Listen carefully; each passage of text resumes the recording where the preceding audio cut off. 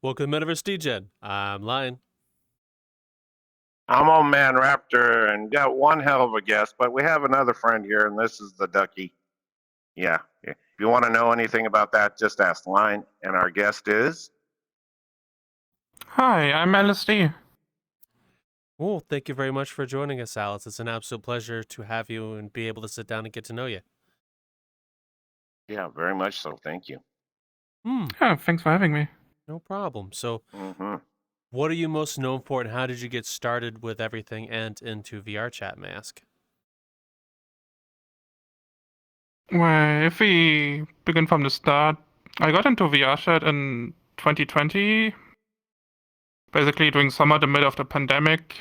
I had nothing better to do, lots of free time, no one around, because it was a pandemic, so I decided it would be the best time to get my first VR headset. Yeah, currently I'm most known for creating vrchatworlds and DJing. I also used to be known for as a role player and also as a streamer, but I don't really do that much anymore nowadays. Okay. So, with all the things you were known for between like the role playing, the world making, and the streaming, what came first and what led you to where you are now with making worlds?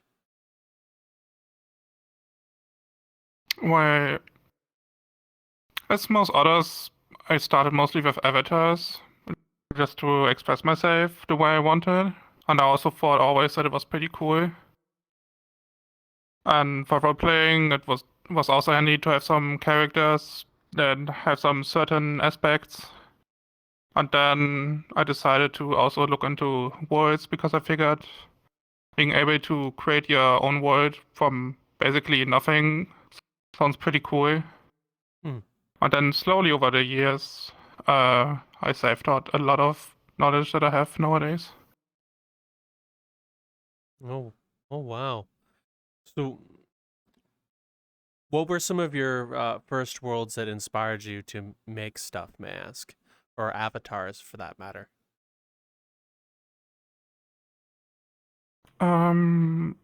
There's a good amount of worlds, especially back in 2020.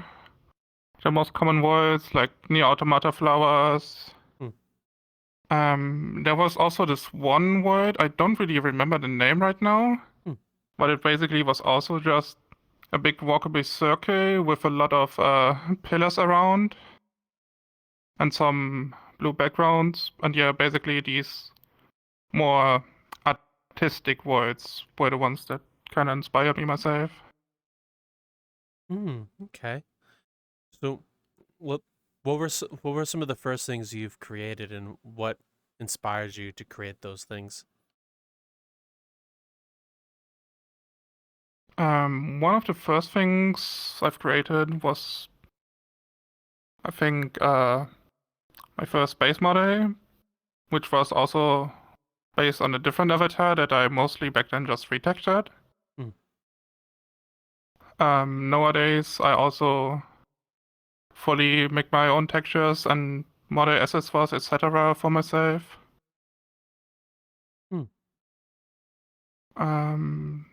Yeah. Okay. So, Hey, Alice, Alice, what was the weirdest thing you ever seen in VR when you first came in? When I first came in, I think that was around the time I used to be a lot into role playing. I was basically minding my own business with some friends in a public instance of the APD station.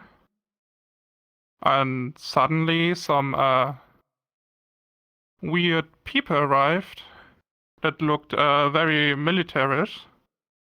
And they invited us to their world and dropped a random portal. And apparently it was their headquarters, which had a lot of Near Automata inspiration. And then we basically got put into chambers and questions and threatened with getting some really awful food unless we comply, and then we might get a cookie. And I don't know, it was pretty random and weird. Wait a minute. Wait a Used to be minute.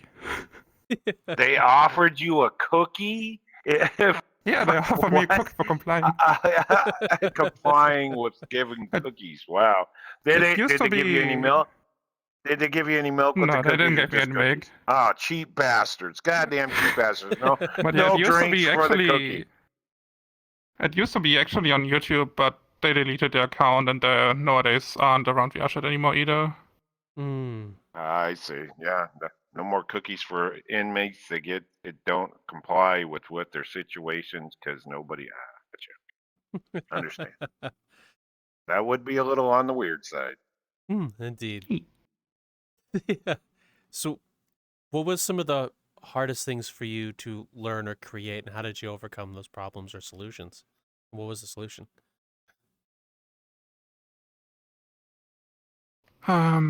One of the hardest things was when Udon came out, because I'm not really much of a programmer. And back then, at least there was some prefabs that would help you and already do things. But if you want to do things yourself or have them work different, you need at least some programmer knowledge. And I think learning that was the hardest part for me. And I'm still not very good at it, but at least I can nowadays do the things I wanted to do. Okay. So I've seen a lot of your worlds, for example, like the one you posted recently, Voideborn, is really well made and very beautiful. What kind of inspirations do you take when you create? It's always different. For Voidborn, I've basically got inspired by an old world from 2020, but wanted something that also had a video player and a little bit of my own twist. So that was a small project that I decided to do because I felt like creating something more artistic than of the usual stuff I do. With the venues, for example, we make, we usually try to find some themes that we feel like would fit well. Like, for example, this diner on the moon. And then we try to go from there. Okay. So is what club is this venue for, may I ask, and what started it? It's for hidden reality. That reminds me also, I totally forgot to mention at the beginning that I'm also known for hidden reality. It's all good. Yeah, hidden reality is basically our venue or club.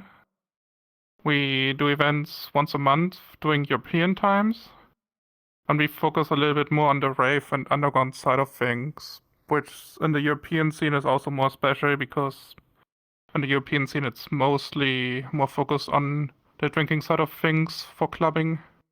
Okay. So what started Hidden Reality, and what have been some of your favorite events with Hidden Reality? Originally it started as something totally else. Originally it started as a community when I was still streaming.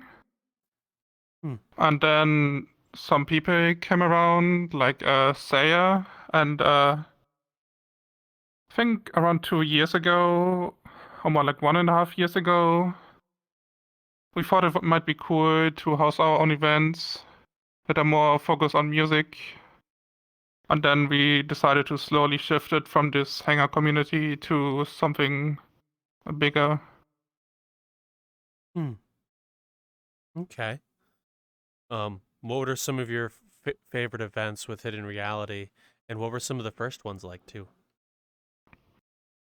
One of the really first one was actually an event we decided to make for my birthday, which back then was not under Hidden Reality yet, which also was with some old friends of mine that helped me getting into the scene and hosting the stuff. That was also very memorable. I think one very memorable was when we released the Beach Void for the summer contest that was a couple months ago. Where we also decided to have something more industrial style underground at a more industrial type of beach. Is that world you're referring to Hidden Beach?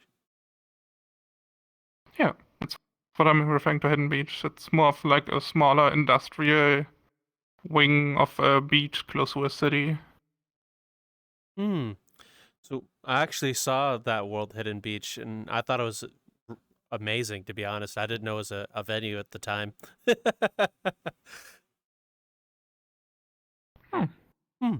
What Yeah, we made it for the contest. Whoops, sorry. Alice, what does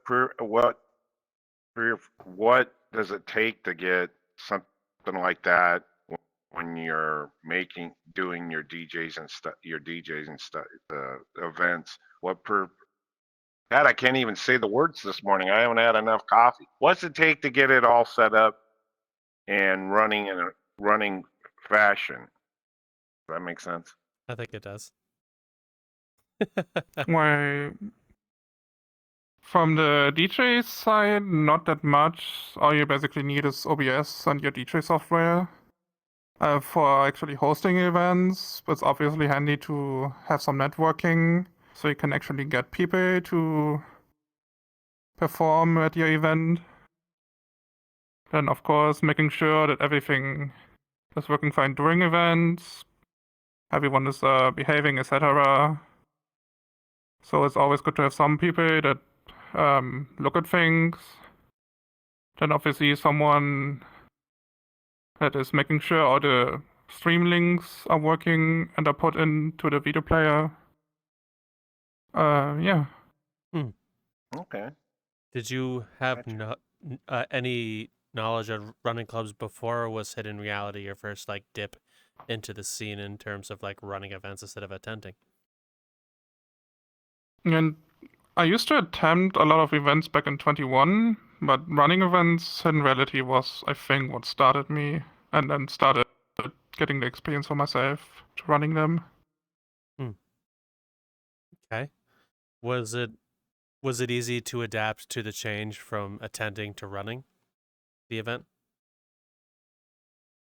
Yeah, I think it was not that bad. Obviously, it's definitely a different experience if you have to run the event than just attending the event, because you always have a lot of things to keep in mind and make sure that they're working instead of just enjoying the time. I mean, for my personal events, I enjoy being there and enjoy the music and dance to the music, etc. But you always have to keep an eye on things. So it's definitely a little bit different than just attending. Okay. So earlier you were mentioning the worlds you made for the summer contest. Now, what made you want to try to build the world for the contest, let alone hold an event in it, Mask? What brought all of that up? Well, that world was actually a collaboration with two other people, Saya and Sivian. Yeah, we figured a summer event for our club would be a good idea in the first place, and then we saw that we should actually make a contest in a pretty fitting time. And yeah, then we basically started planning and figuring out what would be a cool, stay more underground vibe that might work with that theme for the contest. Okay. Oh, so how did you think? What were some of the inspirations for that world? Were there anything you put in there particularly, or was it all just a 3-person collaboration in terms of like we should do this or that? Well, we all brainstormed about it, and I always like a little bit of nostalgia in words, and at least what I used to do when I was younger was actually hanging out with friends during the summer outside, at parks and close to rivers. So I figured that might be an interesting connection to get a vibe going. Okay. So, since you said you have you enjoy nostalgia, was there anything in any of your worlds you placed intentionally for nostalgia? I mean, for example, the Pixel Paradise arcade I made earlier this year with Sam. That is almost only nostalgia, I would say. There's a lot of reference to the 90s and 2000s video game scene. Hmm. May I ask what inspired the arcade? What started that project to begin with? There's some couple other arcade worlds around in VRchat. One really amazing world that gave us a lot of inspiration was the 77077 arcade, which is also a very big, amazing arcade world. Unfortunately, it's also pretty old and never really got updated. So you can't really host an event there because it's still running on SDK2, etc. So that's what kind of inspired us to make our own arcade. Ah, okay.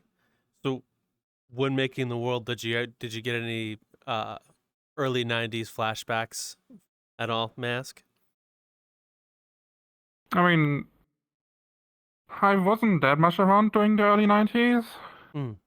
I've been more around the early 2000s, but I still got a lot of flashbacks for all the Nintendo products, Game Boy Colors. I still used to grow up with them.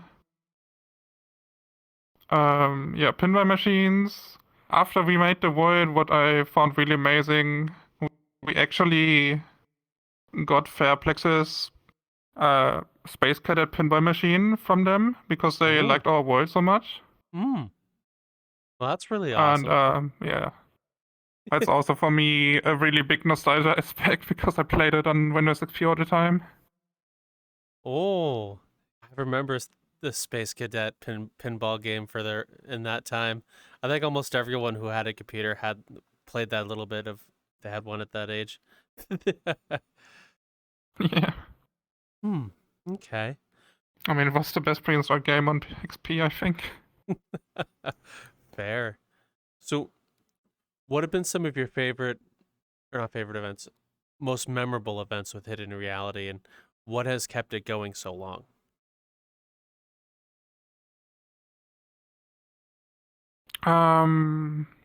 Yeah, I think the Pixel Paradise arcade was also very memorable because that world, that venue we made originally for just one event got a lot of attraction during that time.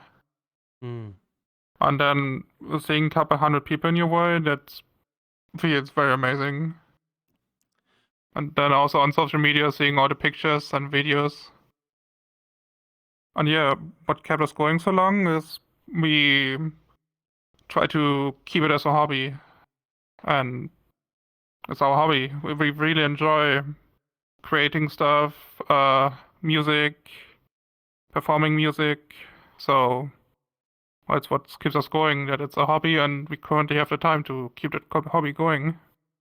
Okay. So, what have been some of your memorable interactions with people who will attend your events or have seen your worlds, and why did that interaction stick with you? I mean, it's always amazing to see when people are actually excited for you to DJ. I've noticed that a couple times lately that people talked about wanting to see my sets, etc. when I was already in the world before I had to perform.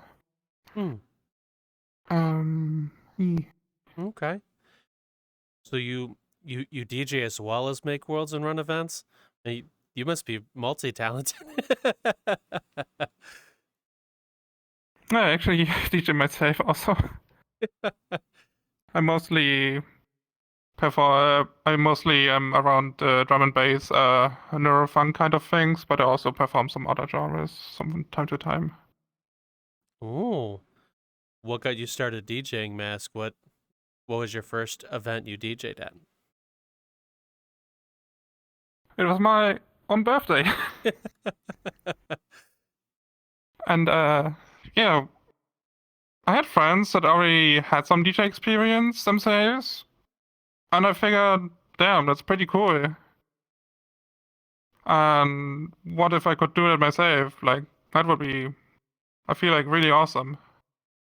And they also showed me with VRDJ that you can actually use VRDJ stay without a controller.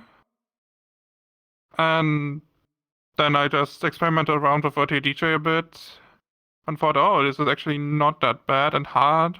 And that decided me to go further into it, get my own DJ controller, and also advance in knowledge, etc. for DJing music. Mm. I also feel like DJing gave me a lot more knowledge about music theory than I ever got in school. Oh? You took music Which is also theory kind of awesome. in school? I mean, for us it was kind of mandatory to have some music lessons in school, which also included music theory. And yeah, I would say that definitely didn't stick as much as what I learned from DJing. Well, I have a question on that. What was it that you learned that music theory didn't teach you? And yeah, what's the difference between what you learned in theory and what you found and learned in practice? I mean, it's a little bit longer ago, so my knowledge might also be already gone a bit. But yeah, what I learned from DJing is a lot with how songs are structured. That basically everything is a multiple of 8 bars, and a bar is 4 beats always. How it works with keys, and how you make sure that your transitions are harmonic. And yeah, also when comes a drop, after how many bars usually, and how a song is structured, etc., etc. Okay. Funny enough, it was one of the reasons we reached out to was Merle's and Subsystem. We were over there talking with them a little bit, and they actually mentioned your name, Mask. What Mask? How is it you know Subsystem, and what kinds of things have you done alongside them or with them? Yeah, earlier this year I actually joined them in their staff for the dev team side of things. And they needed help with their venue to get them a little more up to date. And yeah, I'm not the only one working on the dev side in Subsystem. I also work with other people, and I mainly helped translating all the shaders and optimizing stuff a little bit more, so it performs better and looks nicer. Okay. With the world, which of the worlds did you work on? Was it Hardbox? Yeah, it was Hardbox. I also worked on Server Room a little bit, but I feel like I did more on Hardbox. Okay. Oh, did they approach you with the request of coming into the staff, or did you approach them? I approached them because I figured it would be interesting to look around more other areas of VRchat than the ones I'm familiar to. Okay. So what was it like seeing the other subsystems part of VRchat outside what you're normally seeing, and what made you want to step out of your own comfort zone? I'm always interested in learning new things, which is why I decided to go out of my comfort zone, and I already did other projects with other communities before. Like, for example, I helped out in the world of a project community, and also the one from VRCon. Oh wow. So I figured it would be also cool to work together with some other people as well. Hmm. Well, that's awesome. You mentioned Project Community. What part? How did you? What did you do with Project Community and VRCon Mask? VRCon was the last VRCon they had. Hmm. They needed a venue for their after parties, Hmm. which then was a 1-week 2-man project where I had someone else making most of the void geometry for me, and me then doing the technical parts and also placing all other objects in the void. Hmm. Okay. All right. And is it the same with Project Community? Um, Pretty much a little bit different because they had just one major void for Hmm. everything, and there I helped out a little bit with setting up the technical side of the stage and adding a little bit of decoration. Okay. Well, that's pretty awesome. How did you end up in that neck of the woods from like Hidden Reality and the rave scene? Probably from my role playing because I used to be around the APD a lot, Hmm. and the dev team is the same people as in the APD, which Hmm. is how I got the connections to that side of things. Okay. So since you started venturing out in places like Subsystem or Project Community and VRCon, what have been some things you that have stuck with you when seeing the other sides of VR chat? Well, I think one thing that stuck on me is that VRchat is a really big space with a lot of diverse people, Hmm. and I feel like it's amazing that you can actually work together with people from all over the world in this space. And yeah, Hmm. Okay. we all mostly have the same goal, and which is mostly just to enjoy this game and also to get other people to enjoy this game and help them to enjoy the game by Hmm. creating the content. And yeah, Hmm. that's, I think, something really amazing that doesn't really happen in real life. No, I pretty much agree. I don't think a lot of people do kind of want others to enjoy the same thing they're doing. I think in the real world it's kind of very competitive, but when you come in VR chat, everyone's really antsy to like come see my thing. You should join. Oh, you want to do DJing? Here's a free program you can get you started. I can get you playing here. Let's get your journey here, and I think that's a very VR chat thing. Yeah, exactly. Hmm. So what have been some mentors for you in VR chat that have done that for you? Yeah, some mentors. I think in APD I had Carrot a lot as a mentor and Cody. Hmm. I used to also have some closer friends as mentors. I'm not sure if I should name them though, because they're not around VRchat anymore nowadays. Hmm. Okay.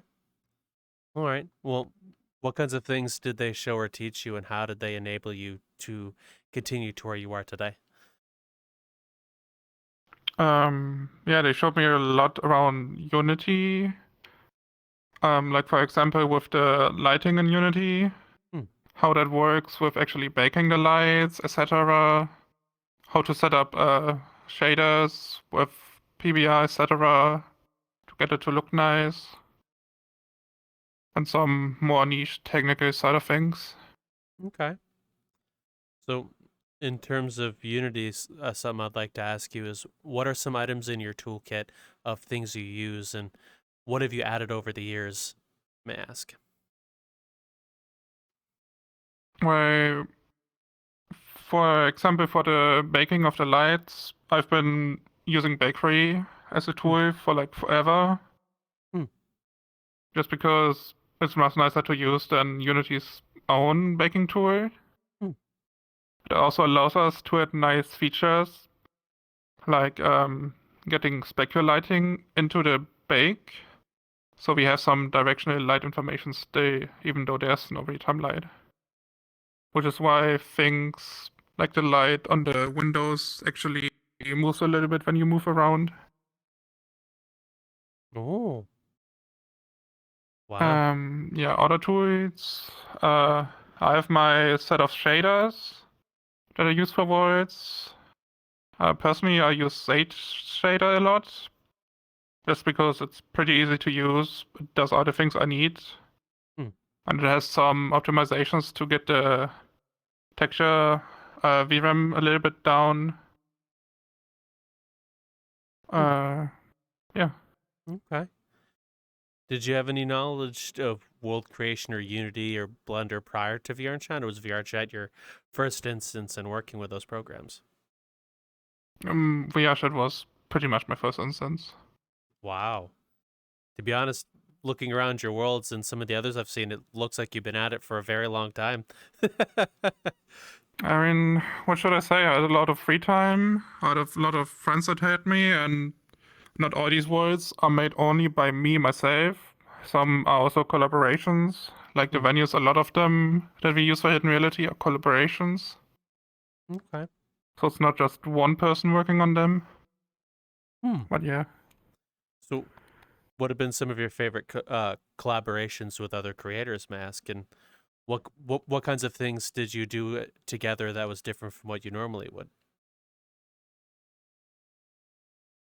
For example, while I'm very good with Unity, I'm not the best when it comes to actually modeling things. So having someone that does a lot of the Blender work is a really good help to get things going. And yeah, from the collaborations, I think PJKT, even though I had a more smaller role in there, was still pretty nice collaboration, just because it was a project that basically attracted all of VRchat sites into one event. Okay. Yeah. So, were you at Fest this year in 2024? Yeah, I was around Fest this year. I also had my own booth with hiddenreality, which me and some other staff from time to time during the event. Yeah. Okay. So, what was it like seeing people, well, even in your own worlds, but also PJKT, seeing people run around the thing you created like that? And what have been some of your favorite interactions at PJKT, while at your booth, or even over at the stage? Yeah, it's always nice to see when people enjoy things that I've created. Also, I have a couple of small assets that I have on booth. I'm always surprised when I see them being used on an avatar, etc., randomly. And yeah. Okay. Mm-hmm. Okay. Well, what brought you to PJKT, Mask, to want to do collaborations with them? And I mean, PJKT got created after VRCon. They're mostly the same people. So it was just kind of natural to also help out with that after helping out with VRCon. Okay. Alrighty. Well, thank you very much, Alice, for joining us. It's an absolute pleasure to be able to get to meet and speak with you. It's been an honor. Thank you very much. Yeah. Last couple questions before we wrap up, though, is the name you use in VRChat, where'd it come from, and why do you still use it? Yeah, my name, AliceD. Basically, I'm a pretty big fan in general with Alice in Wonderland. The whole part of it being in this weird different space, but also being really curious. I also like more of the darker adaptations of Alice in Wonderland a lot. Like, for example, American McGee's and Alice Madness Returns. Yeah, also like a lot of psychedelic and trippy elements. I also feel like basically VRchat itself, especially in VR, is like a big giant trip. I can see Yeah, that. then I came with this funny name. It sounds kind of similar to something else, which I'm not sure if I'm allowed to say that. And that's okay. And the avatar you're in, what made you use it? Why do you still use it? And is there anything about it that has any meaning to you? This base model is I've been actually using pretty freshly. Yeah, personally, I just like it a lot. Feel like it feels like me. Feel like what makes it special is that I made a lot of the outfit textures myself in Substance Painter. I added a lot of accessories, like these headphones and the glasses and the cap. And yeah, I also spent a lot of time actually setting up face tracking for this avatar because it didn't came with any blend shapes for the face tracking. Oh, it looks really nice, by the way. Also, first thing I noticed was the pins in your hat. Were those purposely chosen? Yeah, those are purposely chosen. Ooh. So the big triangle one is my own logo. And the other pins are things I'm kind of part of, like Hidden Reality, APD, I still keep it, even though I'm not really part of it anymore. And I also have Hive Mind and Base Fighters on it. Ooh. Well, thank you very much, Alice, for letting us hear your tale and hear a lot about what you're working on. It's been awesome to get to know you. Thank you. Yeah, thanks for having me. I appreciate it. Appreciate it, Alice. Really do. Where can the audience find you if they wish to find you or Hidden Reality? Yeah, exactly. Cool. Well, I was asking, where can they go to find you if they reach like social media? Oh, my bad. I understood the question wrong. It's all good. Yeah, social media. I'm on Twitter. I'm on Blue Sky. I have my own YouTube channel in which I also upload most of my sets I perform in VRchat. Okay. Yeah, Discord. I'm usually around the Hidden Reality Discord most of the time. I'm also have my own Discord, but it's more to give actually support with things that people might be using, which I've created. Okay. We'll make sure we put all of those in the description down below, and the thingamabobble right down that way. If you kind of scroll down past the video a little bit, or you go into the About episode section of Spotify, all the links for Hidden Reality and Alice here will be right down there and over that way for you. One easy click away to go join Hidden Reality and all of the events they run. This is the part of the video I'll ask you, the audience member, question before you go, in which is, this is more for the VRchat player. So what have been some worlds that you've been in that have stuck with you or have left an impression on you? We'd love to hear about it and what world it is and why. And with that said, Raptor, as always, you know the thing. Yeah, no matter where you go, folks, you might be in a diner like this and meet friends and stuff like this. I met me a lion's ducky. Maybe he'll buy me dinner. Or maybe breakfast. Amounts on what it is. We'll talk to you later, folks. Have a good one.